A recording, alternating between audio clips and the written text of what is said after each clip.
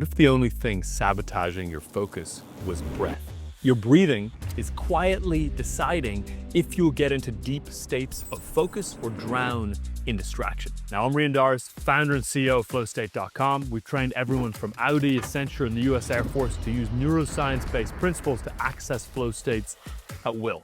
Today, I'm going to show you a breathing pattern proven to help you transition into flow state. Flow being that state of optimal consciousness where you feel your best and you perform your best. It's when action and awareness merge, when time dilates and self-consciousness disappears. Now, when I was 4 years old, walking along the beach in Chennai in southern India, there, near the edge of the water, stood a man balanced on a single leg.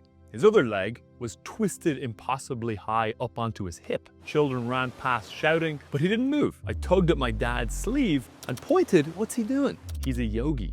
He's mastering his mind. Sometimes they stand like that for weeks without eating, drinking, or sleeping. Later that night, I was lying in bed and the image haunted me, led me to later ask, can our minds control our bodies? Years later, I found a more robust answer to this question in Harvard cardiologist Herbert Benson's groundbreaking research. Now, Herbert Benson pioneered research on the mind-body connection. He also laid the groundwork for the discovery of the flow cycle: struggle, release, flow, and recovery, which is how we move through flow states. In the 1960s, when Western medicine dismissed the idea that the mind could influence physical processes in any way, Benson began researching meditation's effects on the body. In a 1974 paper published in Psychiatry, Interpersonal and Biological Processes, Benson showed that seasoned meditators could drop breathing rate, pulse, and blood pressure within minutes. 1 year later, his team replicated the effect in the International Journal of Psychiatry and Medicine, coining it the relaxation response.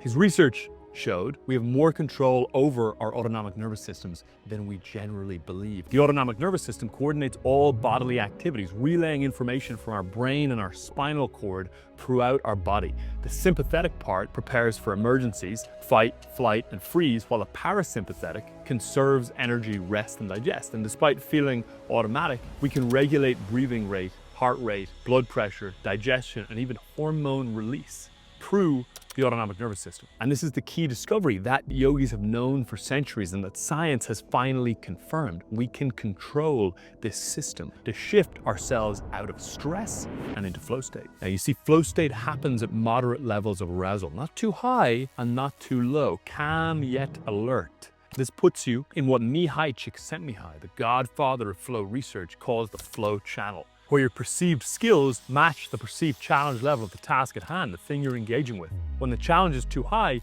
you tense up. Too low, and you check out.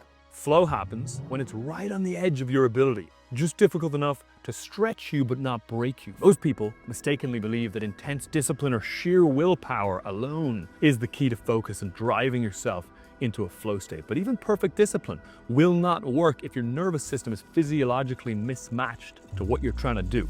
Every cognitive task requires a specific nervous system signature to match it.